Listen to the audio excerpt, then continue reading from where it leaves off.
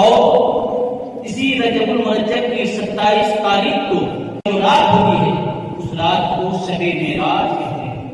کیا کہتے ہیں؟ شب معراج۔ آج ہم یہ سمجھنے کی کوشش کریں گے اور اپنے علم میں اضافہ کریں گے کہ شب معراج ہے کیا چیز اور شب معراج کہتے کس کو۔ ایک لفظوں میں ساری باتوں کو، سارے قرآن اور حدیثوں کی باتوں کو ایک لفظوں میں بیان کیا جائے کہ معراج کسے کہتے ہیں؟